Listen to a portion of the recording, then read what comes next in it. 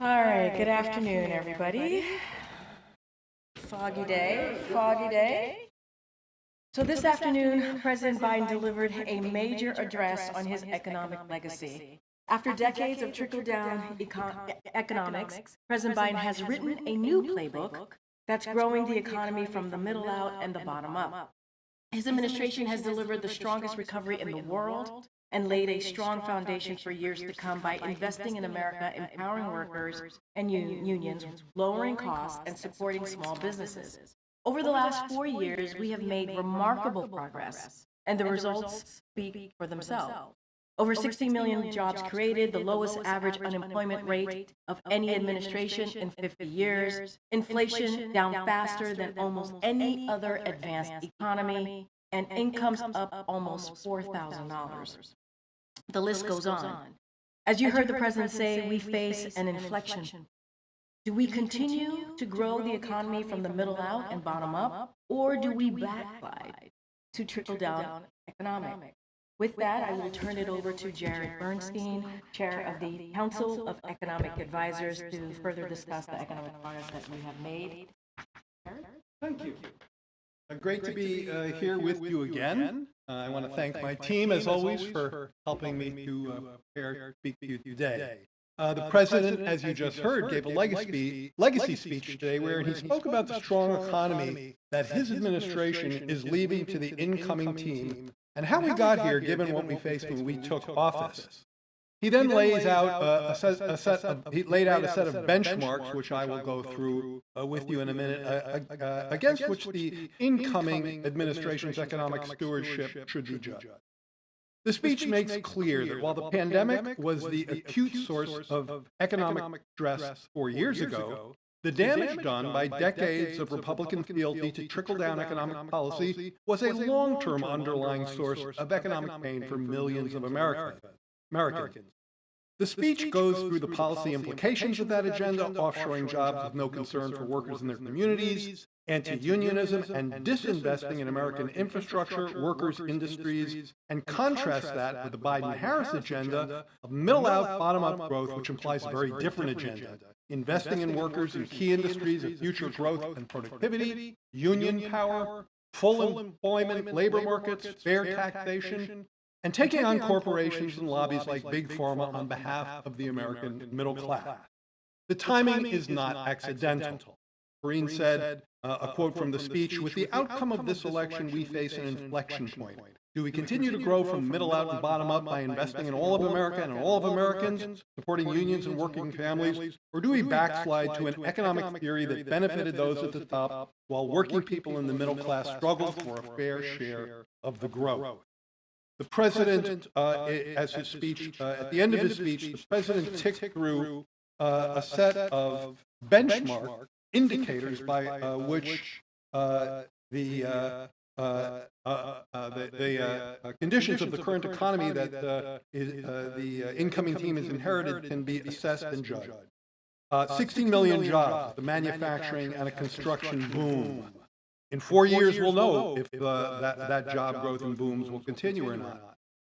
Historic lows in unemployment, record new businesses, significantly closing the racial wealth gap, more people covered by health insurance than any time in history. Our tax code is fairer. We've gone after concentrated corporate power, and in 4 years, we'll know if this power goes back to big corporations or not.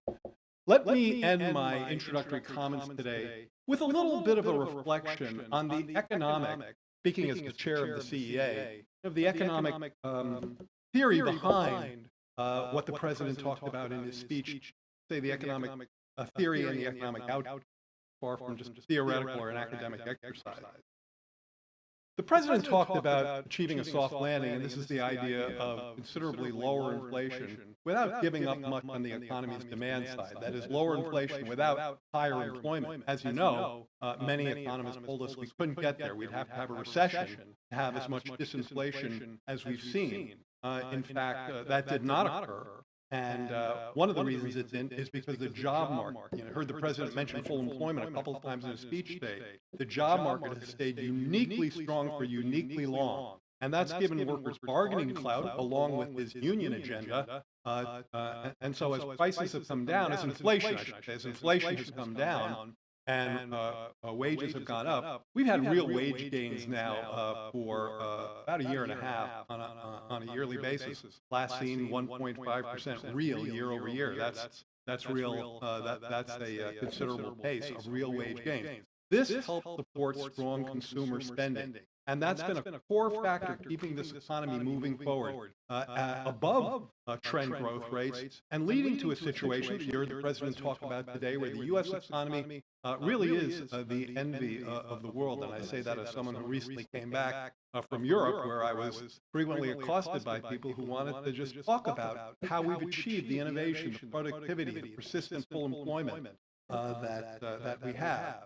That's the consumer side of the story, the consumer spending side of the story. It's 70% of our nominal GDP, so it's extremely important to keep the economy moving forward. But I often think of consumption as today's story and investment as tomorrow's story. I think what the President talked about today, that was so important and so compelling, especially given the fact that many of these benefits are going to unfold 2, 4, 5, 10 years from now, if the incoming folks nurture the seeds we've planted versus take them out. This investment agenda has the potential and is already transforming economic growth, production, innovation, building up new domestic sectors in this economy in the area of clean energy, battery production, chips, and that kind of investment agenda, that speaks to future growth rate. That speaks to future opportunities. That speaks to future productivity growth. Now, we've already, as the President said in his speech today, there's been $1 trillion of private investment that has flooded into those sectors, into clean energy, into semiconductor, into providing infrastructure for this country.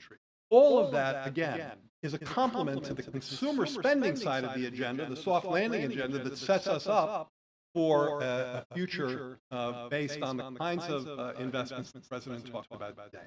With that, we'll turn to your question. Good to see you, Jared. Thanks for doing this and subjecting yourself to all of us. One of the benchmarks that President Biden didn't mention in his speech was the U.S. budget deficit, which is closing out the fiscal year last year like above 6% of GDP. How sustainable is that as an inheritance of the incoming administration? The President spoke about this a bit in the speech in the context of doubling down on the TCJA tax cuts, of course, most of which expire at the end of next year. And he talked about I think he mentioned $5 trillion in deficit financed tax cuts if Republicans fail to offset that. I think that stands in stark contrast to the budget that we've passed that have the most recent one with $3 trillion of deficit reduction.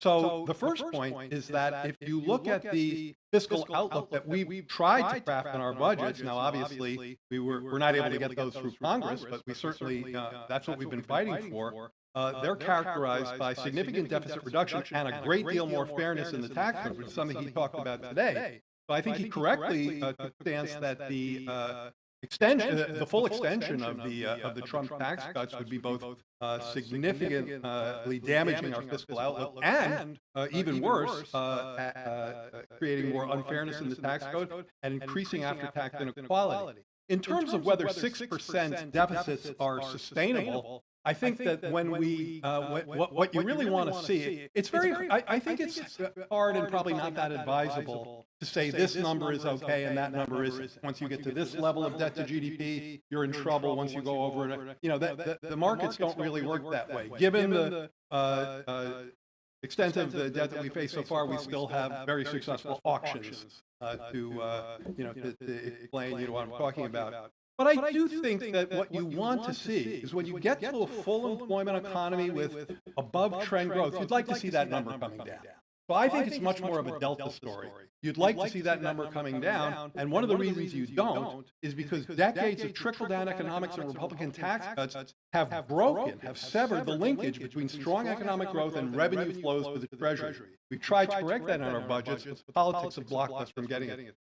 But basically, you believe the current situation is not sustainable based off your budget proposals. I think that when you get to an economy, I think that when you're in an economy like ours, no, I wouldn't say it that way. I would say when you're in an economy like ours, with all the kinds of indicators the President discussed today, full employment, above trend GDP growth, historically low unemployment, yes, your budget deficit should be going down because the revenues that come into your coffers are outpacing your outlays. And that's the budgets that we've written. That's something we've tried to embed in our budget. And we haven't been able to get them passed. What's worrisome, and the President talked about this today, is that the incoming administration is making sounds of going in the other direction, which I would consider fiscally reckless. Jared, it's been a little while since I've seen you, so I want to ask you a question about the speech and the context for it. I mean, so many voters cited inflation and just their pessimism about the economy in their exit interviews as we were watching the election. So what is the purpose of sort of going out and saying, well, we did all this right against that backdrop? It's kind of like water under the bridge, right? You know, sort of your account of the economic progress is against the backdrop of people having said, no, that's not what we want to do.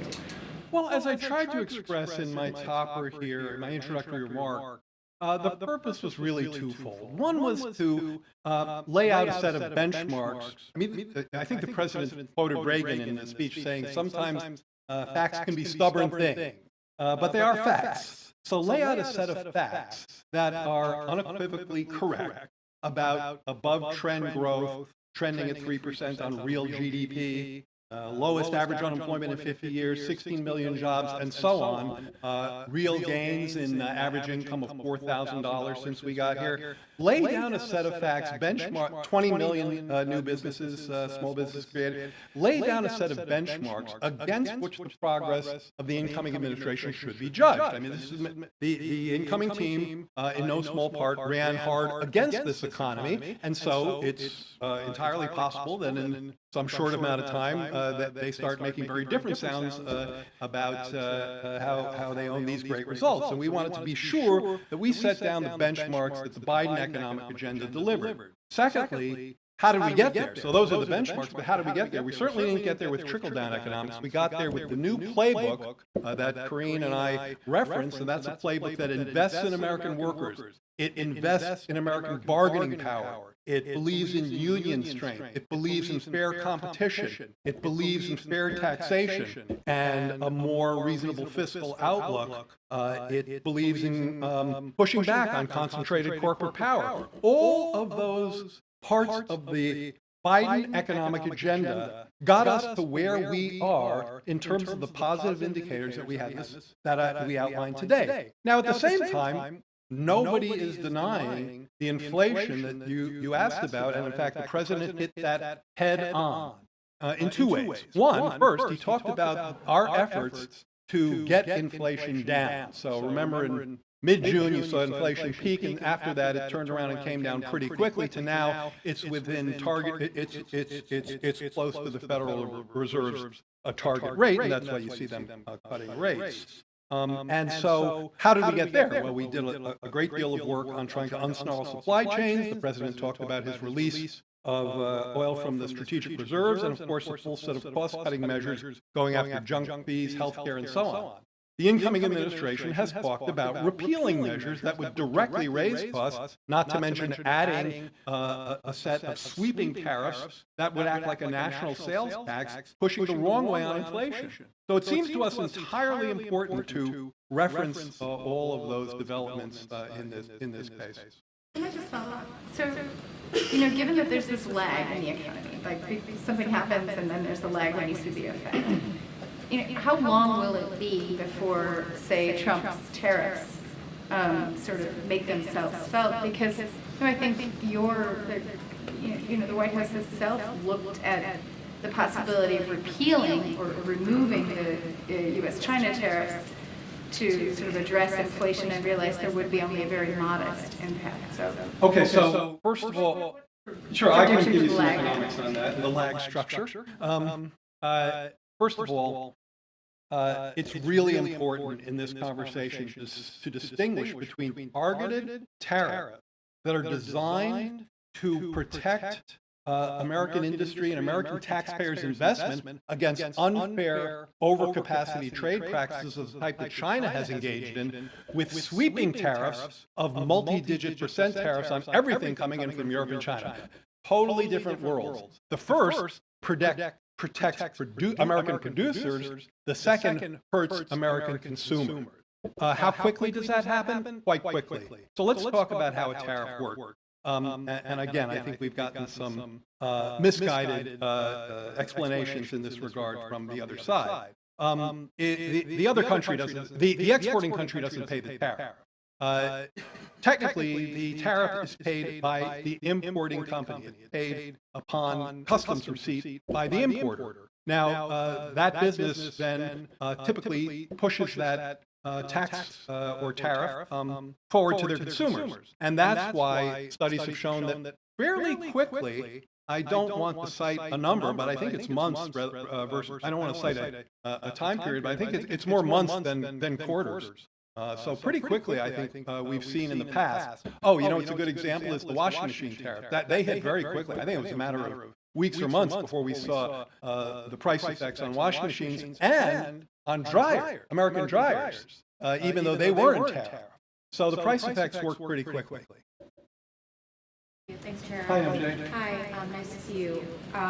You know, over the last year or so, I think we've all seen you field a lot of questions about this disconnect between what you describe as a strong economy versus the people's generally pessimistic economic outlook. I just wondered, and it's related to the last question, what would you say is the reason that there wasn't enough of an improvement in people's economic outlook by Election Day? I assume you've had some time to reflect on the results of the election. It seems clear, if you look not just at our election, but at elections and approval ratings across the globe, that not just inflation, because by the time the election came along, inflation was back down within distance of 2%, so it was back down close to the Fed's target. So not inflation, but the price level, the cumulative impact of inflation. So the fact that people could still remember what things used to cost, that was a force that really whacked incumbents in every election, I think virtually every election we've seen across the globe. So that was a very powerful force. Now look, from our perspective, we needed to do two things. We needed to get inflation down, because you'll never get, people will never be able to acclimate to the higher price level unless inflation comes back down to around 2%. And that was behind our work on unsnarling supply chains, which became very important in this space. One of the graphics that I like to tout from our CEA team is if you look at supply chain measures of stress, which go way up and way down, pandemic and post-pandemic, and you plot them against commodities goods inflation, they track each other very closely with a bit of a lag. And so getting inflation back down to target was very much an important part of agenda. But that just means prices are rising more slowly. It doesn't mean they're falling. And in fact, to have a broad decline in the price level, you would need a deep recession that nobody wants. So what you need to happen is for incomes to catch up. Now, those dynamics were happening. They were occurring. And I've spoken about this from the podium before. I theorized, probably a couple of years ago, and one of my colleagues and I are trying to write an academic paper about this. I theorized a couple of years ago that if inflation came down and people had enough time to acclimate to the new price level, an acclimation that would be very much aided, in fact, was essentially, had to be aided by rising real wages or incomes, eventually they'd start to get acclimated and to feel better. And one sort of what's the word I want? Sort of a trivial example of that is when I started driving, gas was 60 cents a gallon, but I don't walk around annoyed that gas isn't 60 cents a gallon because prices have gone up, incomes have gone up more. That's where we are. Inflation is back down. The price level remains too high. From the perspective of consumers and voters, and that's partly, a big part of the answer to your question. I sense you want to say something. This long memory that people have price levels. I mean, do you feel like you, the president's economic team, the president himself, could have done anything differently over the last few years to better address that, better, sort of meet people where they are? I mean, you've known that that is where people's heads has been at for a while. The question of could you have done something different and better, I always feel like, sure, you could always, nobody's perfect, and you can always improve on what you did. But on the issues I'm talking to you about, we were one of the first folks to be talking about this, to be understanding the difference between inflation and price levels from people's perspective. I mean, I don't know if you remember, but I brought this to our senior staff one day. I brought this, I think it might have been the only time I did this. I brought a handout to our senior staff and said, let me talk to you about the difference between inflation and the price level and how people feel about that. And, economics doesn't think that much about the price level. It thinks a lot about inflation. And, not at all a critique of the mandate of the Fed. That's the congressional mandate and the one they follow. But it's full employment and stable inflation. So, and you'll hear Chair Powell talk about that I recognize the price level is a stress to people, but my job is to get inflation down. So it's something we've been on for a long time, and it's behind the cost-cutting work that we tried to do here. We cut costs in healthcare. The president talked today about junk fees. You saw the energy results from the SPRO release and so on. We tried to get a lot more competition going in the grocery sector, where there's definitely not enough competition, leading to pretty high markups and profit levels that we've talked about and used the bully pulpit to convey our concern about. But, we live in a capitalist economy, and so prices are generally determined by private market. But where we could, and healthcare is a great example, because the government is in 9% of the healthcare market. So healthcare is about 18% of GDP, about half of that is the government. So there's an area where we could and did make a huge difference. Insulin, capping prescription drugs, which kicks in, by the way, in a couple of weeks, the $2,000 cap on prescription drugs. We're very proud of that agenda. Could we have done more or talked about it differently? I think we did what we could. Hey, Jared. Good to see you. One of the things the president mentioned today at Brookings was he hit a note of regret about not signing the COVID checks the way that Donald Trump did. And I just was wondering if that's something you ever talked about, or if you're following up on MJ's question about what could have been done differently. Was that a debate that happened at all when you recommended anything to the president in that regard? It's not something I recall talking or debating about. I mean, I will say two things about that. One is, just to bring it back to the economic space in which I'm more comfortable, certainly those checks were instrumental in what I described earlier, which was getting businesses and consumers to the other side of the crisis. We gave people more buying power than they had at a time, and there's been a lot of second guessing on this, so I'd love to set the record kind of straight. In January of 2021, it was peak COVID death. Okay? The unemployment rate was stuck at 6.7%, and I just looked back the other day. The last jobs report when we came in was a negative. It had been revised. It's been revised differently. I think it's actually been revised to be a bigger negative, but it was a negative. In other words, we'd lost, I think, 140,000 jobs according to the print.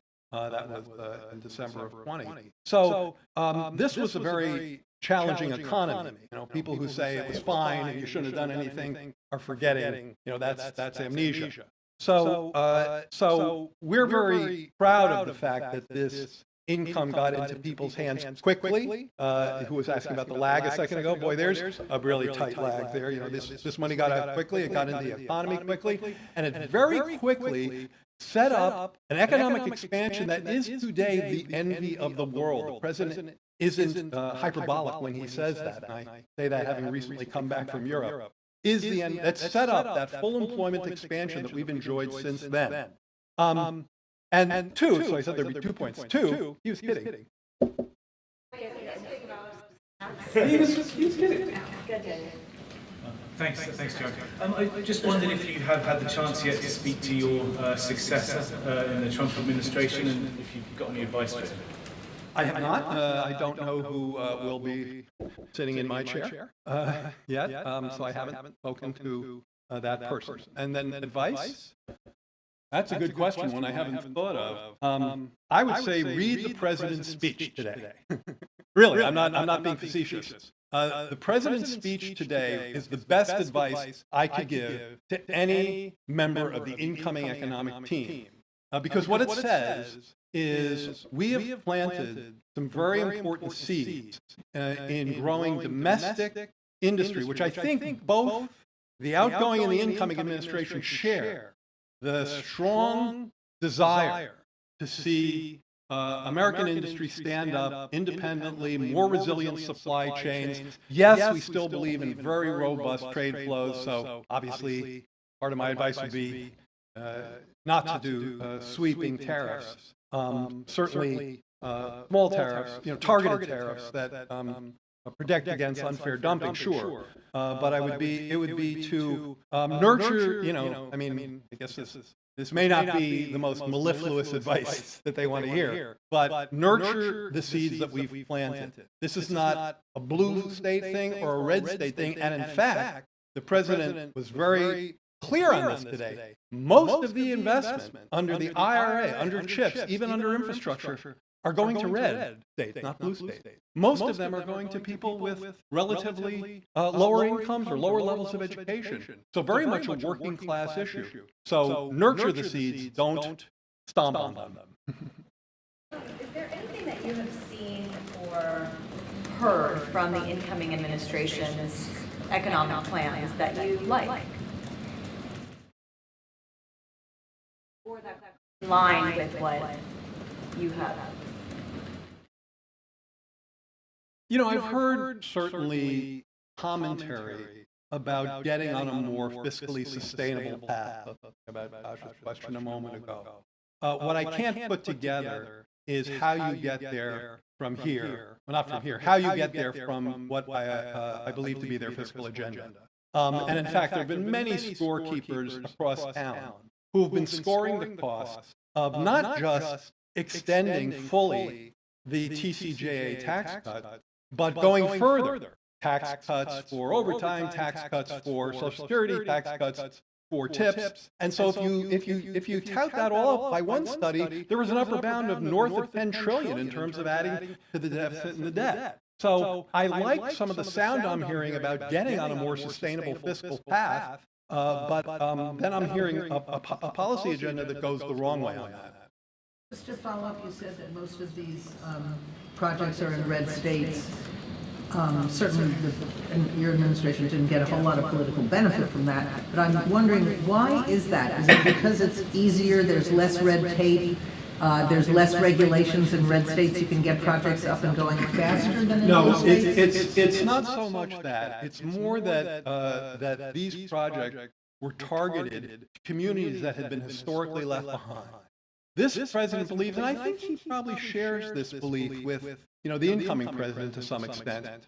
This president believes that while there are absolutely positive attributes to globalization, the idea that globalization didn't leave behind American communities and didn't hurt anybody and uplifted everybody is clearly wrong. And even bereft. I mean, to blithely say, here's another trade deal, everybody's going to love it and be fine, is just denying the impact of the China shock and the hollowing out that happened to the very communities we're talking about. So these plans were designed in part to disproportionately send their investments to communities that had been hollowed out and left behind. Energy communities, communities where anchor factories were lost. And that's behind where those investments have flowed. A lot of battleground states were deindustrialized and left behind. Well, projects in there. Why red states is what I'm asking. No, go to investment.gov and you'll see that there are lots of projects there too. So it's not that 90% were in red and 10 were in blue. I don't know what the division is, but I think it's probably fairly close. It's that a lot more were, when the president talked about this today, he framed it as like, this may not, some may look at this and say, this is not my greatest political move. That's not where he's coming from. When he said, I'm president for all Americans, he meant it and he over-delivered. Hey, Jared, thanks for doing this. I have a question sort of about legacy. Biden billed the speech this afternoon as about an economic playbook, something that is successful and should be replicated. But it didn't have a lot of electoral success, and it didn't, you know, in the minds of voters, as other folks have said, they don't see it as a success for them. I just wonder what gives you or what gives the president confidence that this should be or would be represented. So here you have to, that's a totally fair question. Here you really have to get under the hood, and I've done this. If you ask people what they think about paying $35 for insulin versus $400 a month, it's not going to surprise you that that polls somewhere between 80 and 150%. I'm making the second number up, but it polls north of 80%. If you ask people how they feel about an infrastructure project that restored a bridge in their area, again, you'll get approval numbers in the high 70s and high 80s. If you ask people, and now I'm talking about Democrats and Republicans, how you feel about this new computer fab that's going, microprocessor chip fab that's going up in your town, in your area, that's going to provide thousands of jobs building these fabs, which are 3 football fields long, and lots of jobs staffing them, jobs that the president today said can pay up to $100,000 for a non-college educated person. Not only are they going to say, yes, we like that, but a number of Republicans, I think a double-digit number of Republicans, have sent notes to the incoming administration saying, don't repeal that stuff. So part one, get under the hood and look at how people feel about many of the actions the president talked about today. Part two, which I'm not denying the premise of your question at all, it gets back to inflation. And I probably haven't said enough about that today. I talked to MJ and others about the difference between the price level and how, if you remember what things cost, that really sticks in the craw of many in the electorate, not just here, but globally. But this inflation was a global inflation. Well, let's not forget that. In fact, cumulatively, we have good scatter plots on this in our forthcoming economic report of the president. This inflation cumulatively was about the same in the U.S. as it was in Europe and G7 countries. Where we stand out from the pack is not in cumulative inflation, it's in growth, it's in productivity, it's in innovation, it's in job creation. And so that's an important part of the puzzle too. Thank you for being here, Jared. I just want to ask you, a lot of this has been sort of reactive to the new administration that's coming in. The president-elect posted in the course of the last hours we've been gathering that any company or person investing $1 billion or more into the country will receive fully expedited approvals and permits, including environmental approvals. Is there any consequence to something like that? Maybe this is a question that's more about the environment more broadly, but economically, is there any reason why this should be something that's reconsidered against tough scrutiny?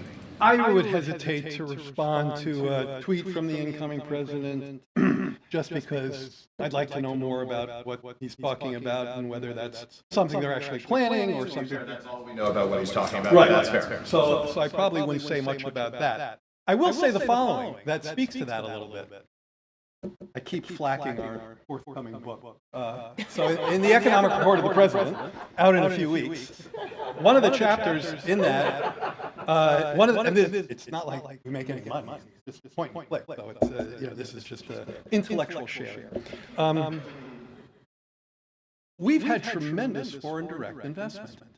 And yes, we've definitely tried to make clean the brush out, so there's to help diminish the burden from permitting and things like that. And there's more to do in that space, and I think there are members of Congress. That is, I believe, a bipartisan issue that we could be working on. So if the Trump team is serious about trying to clear some of that brush, sure. But one thing I hear too often from him and them is, without regard for any impact of some of the guardrails that are there for a reason. So that's why you shouldn't really just respond to a tweet. You need to look at what's the impact of taking down guardrails that are embedded in that tweet, but not realized, not recognized.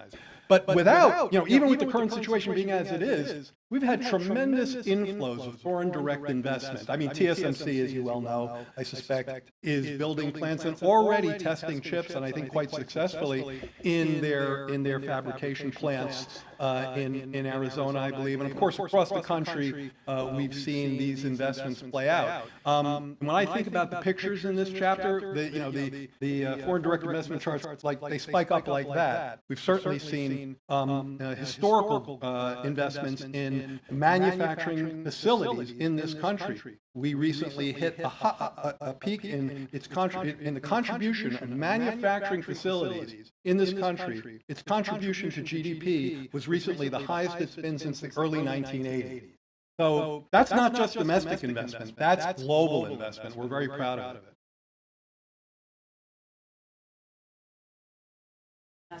Thank you. So, I mean, I guess more broadly, the audience for the address today, was it, like you said, just for the American people to know sort of what you were and kind of how to judge the next 4 years, or is this kind of a call to action for members of Congress, for Democrats to think before maybe they go along with some of these policies legislatively? I mean, I think that in some ways, sure, the latter of what you said, in the sense that the president was very clearly outlining two very alternative economic playbooks, and he was very critical of the former, the trickle-down model, and very much underscoring the progress that we've made with the Invest in America, Invest in Workers, Invest in Unions, Invest in Tax Fairness, Invest in domestic industries in this country. That's the agenda, that he obviously argued today is far superior to growing the economy in a lasting way, to trickle-down tax cuts for rich people, which, as I said earlier, simply worsen the fiscal outlook and enrich their beneficiaries. What I would say in terms of, I don't know that there was some sort of, no hidden message to politicians in there, but I've tried to say today, one, I think, useful way of looking at what he talked about today is this investment agenda. Strong consumer spending at 70% of our economy, that's important, but investment, is another 10, 15%, and that's important too. Consumer spending helped us get to where we are, helped us, strong consumers on the backs of a strong labor market, easing inflation, strong real wage and income gains, that's helped get us to where we are. And in fact, a healthy American consumer, off the backs of a strong full employment job market, will always propel this economy forward, because consumer spending is 70% of our GDP. In Europe, it's 55%. In China, it's 40%. So that's a natural place for us to have gone. But for investing in the future, you got to plant seeds. So the message to anyone, D, R, whomever, from the speech today, is nurture those seeds.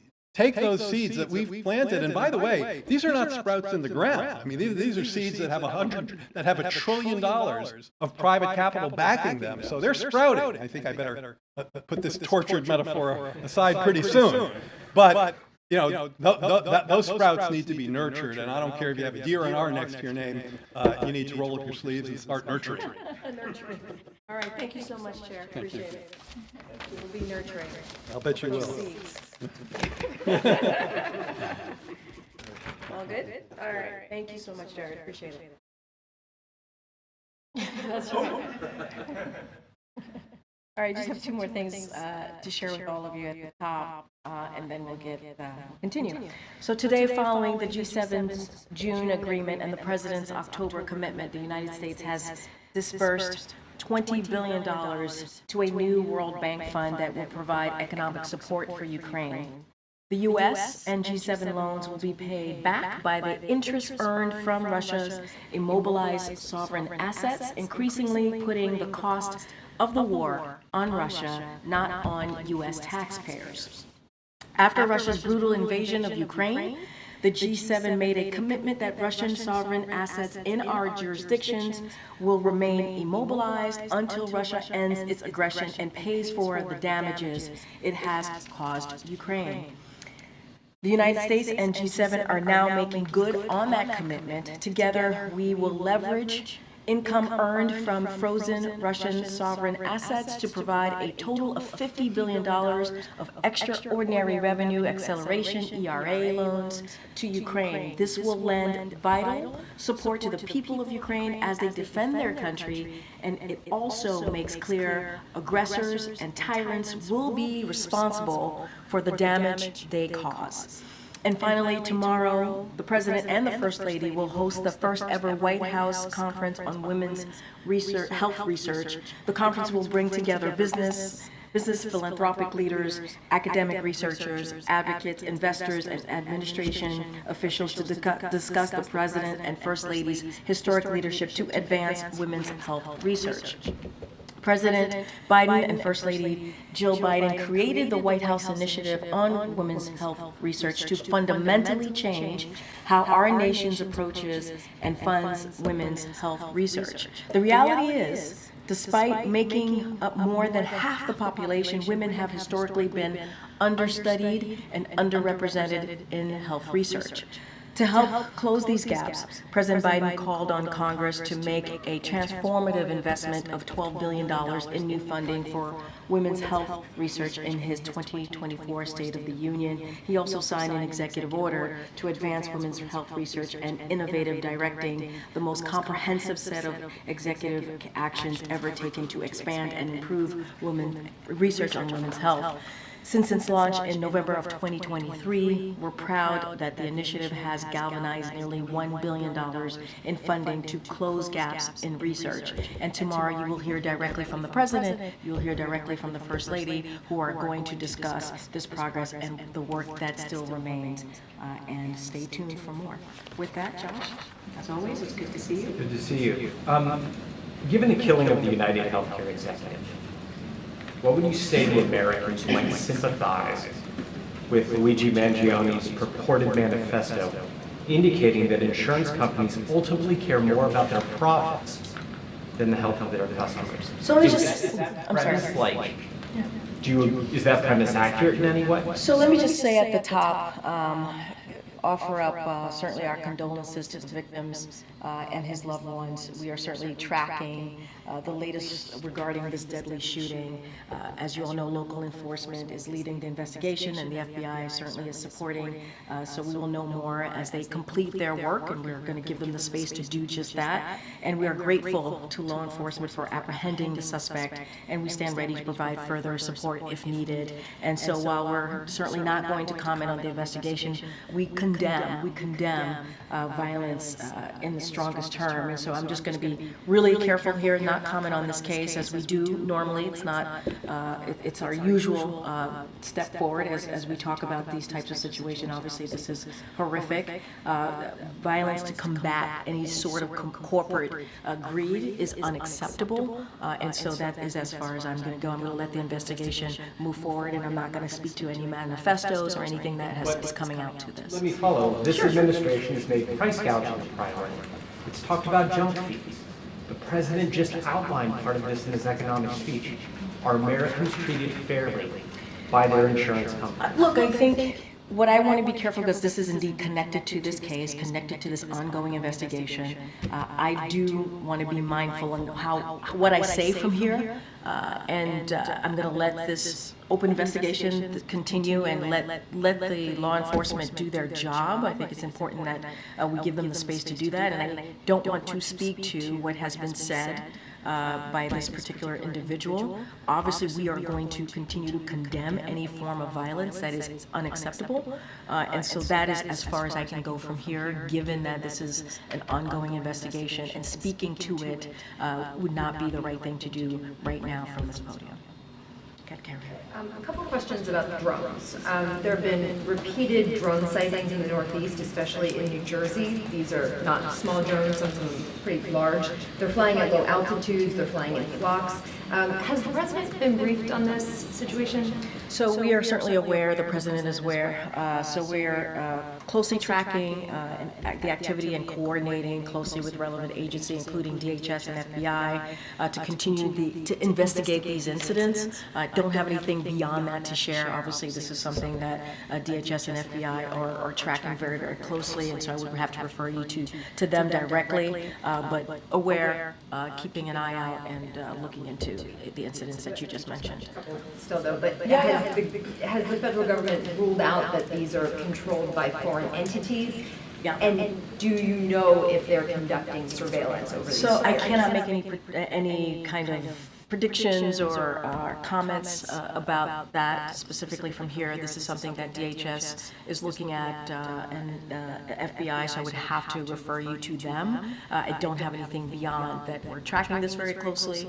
Obviously, we're all aware of the incidents that have been reported. I'm not going to go into what they could be or could not be from here. That is something that obviously is being looked at as those respective agencies. When was the president briefed on this? I don't have a timeline, but he certainly has been made aware of this. The New Jersey governor said, you know, it's frustrating that there aren't answers about where these are coming from, that people are very concerned about this. What's the White House message to the people up there who are frustrated that there isn't any information right now? And obviously, we hear them and we understand that. We are closely tracking this. We are monitoring the incidents that have been put forward and certainly made public. And we have two agencies that I've already mentioned that are looking into this, working closely with folks on the ground, trying to get to the bottom of it. I don't have anything more to share beyond that. I was trying to see who else I can call. I've called on you already. So I just wanted to follow up on your comment, or your desire to not comment necessarily on the United Healthcare thing, but you did use the words corporate greed. So just you mean just in general in this administration? Well, I mean, in terms of, you talked about the horrific response. Just read it back. Obviously, this is a horrific response. Oh, you mean in my answer? This is horrific violence to combat any sort of corporate greed is unacceptable. So, I mean, are you saying that you buy the argument that this violence was specifically targeted at some sort of corporate greed by United Healthcare? What I'm saying is that anything, right, any type of violence on whatever it is, right, whether it's political violence or any kind of violence, we are going to continue to say it is unacceptable. And we're going to condemn any form of violence. And that's what I was bringing it more so in a broader spectrum of what we have been pretty consistent in saying at this podium in this administration, certainly this president as well. Any form of violence, whether what it is, we are going to certainly condemn it. And then just to switch gears, the president today during his remarks at Brookings talked about leaving office but not going away and continuing to work on polarization and division issues. Do you have anything to share with us in terms of the president's plans? He's cut short his, what will he be doing over the holidays? Can you just sort of give us a little readout on what he's planning and whether there would be a foundation or how he envisions working on. So you're talking about what his world will look like post his presidency. Look, I'm going to let the president speak to that. Obviously, he gave you a little bit of a window of his thinking of what he sees his world post January 20th. I don't want to get ahead of him. This is someone, if you think about it, right, and more broadly, he has had a 52-year career in public service. So he is a public servant to his core and always believes in doing everything that he can to make Americans' lives better, and you saw him do that in the last almost 4 years, and he's going to continue certainly doing that in the next 41 days, the last 41 days of his administration, and so that is inherently who he is. He talks about continuing to do the work that he truly believes in. Obviously, he talked about polarization. This is something that he's talked about for some time, and this is also a president, whether he was president, vice president, or senator, and you know this if if you followed his career very closely, he has found ways to reach across the aisles to get things done on behalf of the American people, and so I'm sure that is something that he wants to continue to speak to, but I don't have anything to share. I'm going to let him certainly lay that out when he feels is the right time to do so. And just really quickly, I know that Kirby spoke with us earlier, but the question that I have is on Syria, and it looks like the government there now is sort of, or the direction seems to be to embrace an open market economy. Can you say anything more about further contacts that you've had with the opposition forces there in Syria, and what your sort of understanding is about the direction that government will take? So look, what I will say is, and what you've heard from many of my NSC colleagues over the past couple of days, and certainly from the President on Sunday when he spoke to the developments in Syria on Sunday when he gave remarks in the Roosevelt Room. So what we can say and what I can say is that we are in contact with all the Syrian groups, including with including intermediaries, as we work to do whatever we can to support the Syrian people through a transition, and so that's what I can speak to. You heard the President say that various leaders of the rebel groups, including HTS, are saying what we view to be the right things publicly, obviously, but what is important is what they're saying closely matches what they're saying, their actions closely match their words, and that's what needs to be seen, but I'm not going to go beyond that at this time, but certainly we are in touch with Syrian groups. Madam Chair. That's great. Just quickly following up on the murder of Brian Thompson, can you give us any sense of how the President himself has been processing those headlines? I think even just setting aside the debate that it has prompted about the healthcare industry, I think just the image itself has been so shocking to a lot of people. Yeah, and I'm going to be honest, I haven't had a deep dive conversation with the President about this. Obviously, I know that he has been updated. Certainly have talked to him about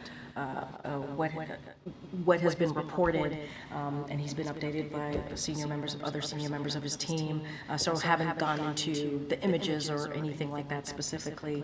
But what I can say, and what we've been pretty consistent, and I just mentioned this to one of your colleagues, is denouncing violence and how horrific this incident is. And it is important to certainly continue to say it's unacceptable, continue to say that we condemn it, and we are trying to be really mindful because this is an ongoing legal matter, and so what we say at this podium, as you know, goes far and wide and has impact, so we're trying to be super careful from here, but the thing that I can say is condemn the violence that we saw certainly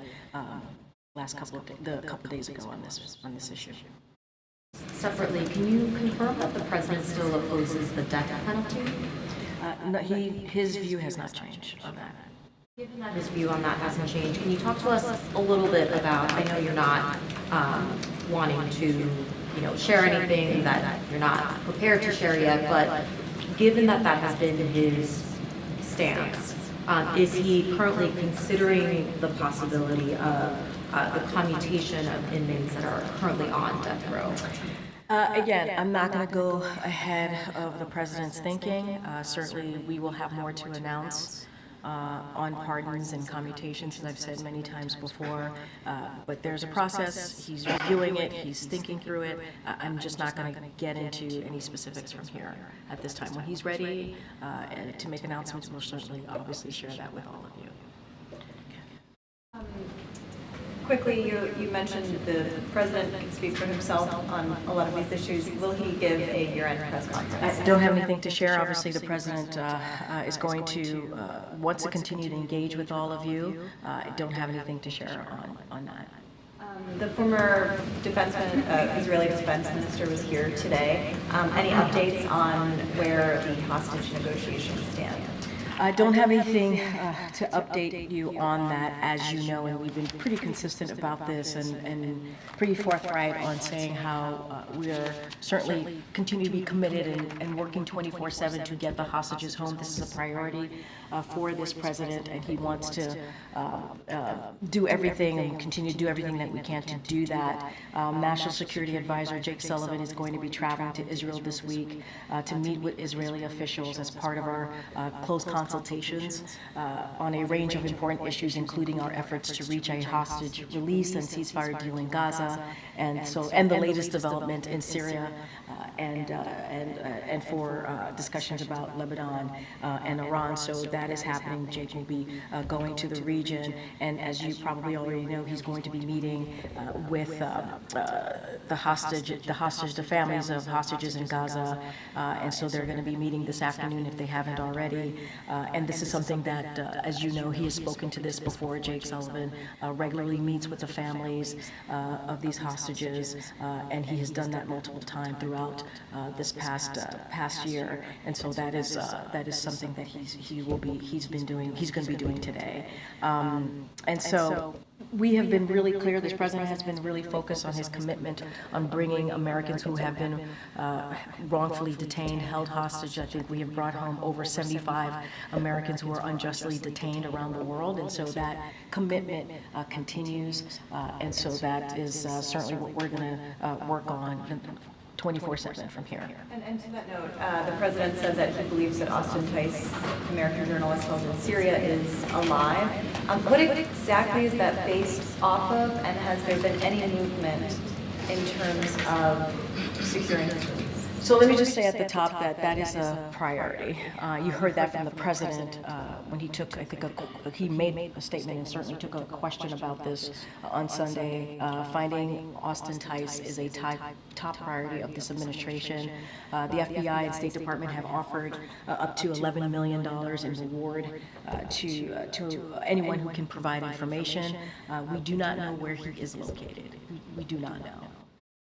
But we continue to hope that he is alive. And I think that's what you hear from this president, that he is hopeful that he is still alive, and we're talking through certainly this with the Turks and others to find him and to bring him home, and that is our commitment from this president. I will say more broadly to answer the question, there is no indication that he's not alive. But there's also no indication about his location or his condition. So again, we are hopeful. We are hopeful that he is, and we're going to continue to do the work to bring him home. Just to follow up, so when the president says he believes he is alive, are you saying he's really saying that he's hopeful he's alive? Well, there's no indication he's not alive. There isn't. But at the same time, we do not know his location, and we do not know his condition. That is just sadly the realities that we're in. You heard what I just laid out about what the FBI and the State Department have done, offered up $11 million in rewards to anyone who can provide more information. I think that shows our commitment to bringing him home, and that's what you're going to continue to see from this president. Again, I talked about how he has, in his administration, has brought home more than 75 Americans who have been wrongfully detained, and so I think you can see this president and hear this president's commitment to doing that, getting Austin Tice home to his family. Yeah, Peter. Can you detail how recently or when most recently President Biden himself spoke to the Tice family, what the engagements with the family look right now, and then what with some specificity is being done to try to secure more information? Is there a hostage recovery effort that's taking place that's physically in Damascus on the ground? There are American troops there. What more can you tell us about that? So I would have to check in. I don't have any update on a conversation that, when was the last time the president has a conversation? I just want to be super mindful. I just haven't had that conversation, so I don't have anything to share with you on the last time the president has spoken with Austin's family. As you know, Jake Sullivan, the National Security Advisor, spoke to his family just last week, so that has occurred. There's been engagement and from us with the family, so just want to make that clear. Look, I just laid out how the FBI and the State Department has offered up $11 million in rewards, right, to try and get more information. We do not know know his location, and we do not know his condition. And so we are trying to do everything that we can to get that information. We are committed to bringing him home. And so that is what you heard from the president, certainly on Sunday when he was asked directly this question, or asked a question about Austin. And so that continues to be our commitment. So we're certainly working through the Turks and others to find him and bring him home. So that is the actions that we have been taking. And so I don't have anything else to share beyond that. If you have anything more to share, I trust you'll tell us. Let me ask, if I can, following up on a question that was asked to Jared that raised this thought for me. Have you had any conversations with your successor at the podium, Caroline Leavitt, and specifically, what advice would you give to her when she takes the podium? Yeah, I was asked a question like this when her announcement was made, and certainly I wish her all the luck. And this is a great job. I love this job. It has been an honor and a privilege to serve as the White House press secretary to this president, President Biden, to this administration. And I hope she enjoys it. And I hope, again, I just wish her well. This has been an experience that I will always remember. A lifetime, one of those experiences that will live with you forever. And I know people say how tough this job is and how unrelenting it could be, but I enjoy it. I've enjoyed this opportunity. I've enjoyed speaking on behalf of the President of the United States. That is a big deal. That is an important job. I have not spoken to her, but certainly wish her well. Obviously you wish her well, so those are good wishes, but in terms of advice, what is your advice? Well, look, one of the things that we have, I hope you all agree, in this administration is we have brought back the norms of how to engage with the press, having these press briefings, doing these back and forths, and trying to do that in the most respectful way that we can. And I think it's important. It's important we did that, not because of all of you here. Obviously, we respect the work that you do, but also what the job that you do and what it means to the American people. So to be clear, would you urge the new White House to have a daily press briefing? I am not going to. No. I think they have to decide for themselves how they want to move forward with a Trump administration. That is for them to decide. What I can say is bring back the norms I think, we believe, not even I think, the President believed was incredibly important to do. Having this back and forth with all of you, we believe was important to do on behalf of the American people. Being able to have the freedom of the press, right, and respecting the freedom of the press is indeed very much part of our democracy. We call you all the fourth estate, right? That is incredibly important to have that be part of this administration, the job that you do, reporting on what we're doing, even when we disagree with all of you. Not all of you, with some of you.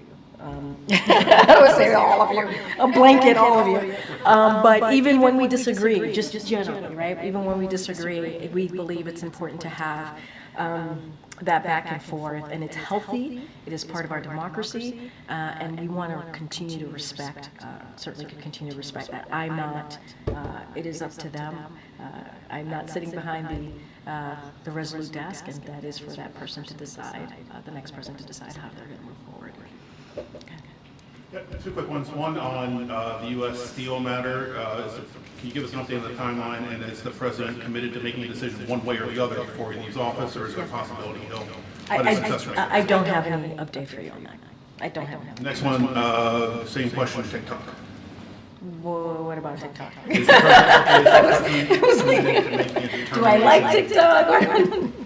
On TikTok Yeah. before he leaves office, or is that something he might need to? So look, so I'm going to refer you to the Department of Justice, who has put out a statement on this, and the court's finding that, and I quote, the government has offered persuasive evidence demonstrating that the act is narrowly tailored to protect national security, and, another quote here, to counter a well-substantiated national security threat. I'll just reiterate the administration and a strong bipartisan majority of Congress that passed this law have been clear that we want to see is a divestment, not a ban. We've been very clear about that. You've heard us talk about that from here ad nauseum, I'm sure, for all of you. And so this is not about banning the app. This is about preventing the PRC from being able to exploit data gathered on many Americans. So this is about protecting our privacy and American privacy. And so that's what we've been very clear about that. Outside of that, I would have to refer to the Department of Justice. Determination under the law. I would refer you to the Department of Justice since there was just a decision made about this. So I'm going to refer you to this on that. Go ahead. Thank you. Two questions, one in Brazil, one Haiti. Haiti, do you have a reaction to the massacre that recently happened? 180 people were killed. So we are horrified.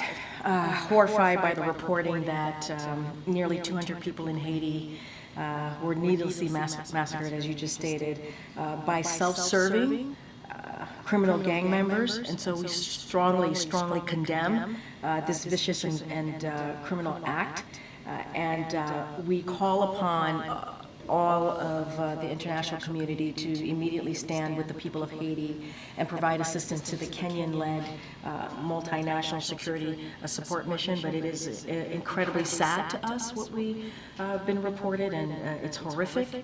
I mean, these are people who were needlessly massacred, again, by self-serving criminal gang members, and it is certainly disheartening to hear.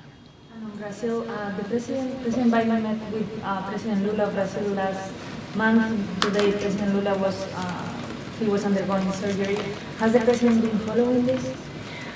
So he is aware, and you're right. The president was in Brazil recently. He enjoyed President Lula's warm welcome to Brazil just a couple of weeks ago, just last month. And so we are pleased to hear that his operation this morning went well, and certainly we wish him a speedy recovery. And as you just asked me, the president is aware and is tracking. Okay. Thanks, Karine.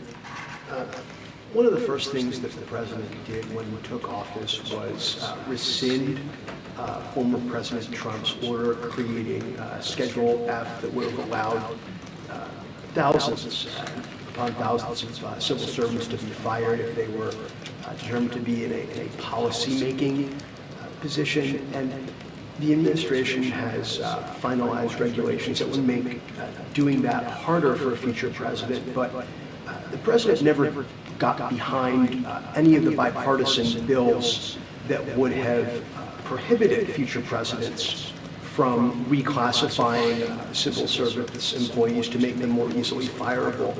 Does he regret not doing that, considering that President-elect Trump has indicated that he wants to immediately bring back Schedule F and begin firing lots of civil servants? So what I will say is, and you stated this in your question to me, and I think the president has led by example.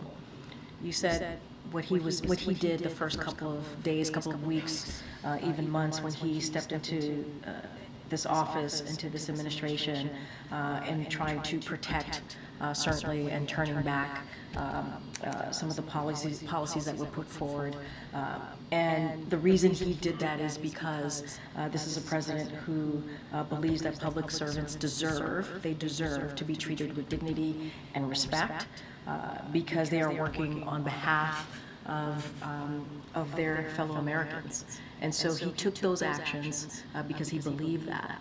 And he took those actions because he was able to lead by example in this office. And so I'm not going to get into what the next administration is going to do or not do, but what I can say is really very much into how you led into your question to me is that he respects public servants, and he certainly has led by example. But the president, he had a Democratic trifecta when he came into office. And yet he did not put any of his political capital into getting Congress to include in any of the must-pass bills legislation that would have prohibited future presidents from doing what Donald Trump has vowed to do. And the regulations that the administration has finalized can be undone. They can be unwound. And all of what happened, of what the administration did, can be for naught.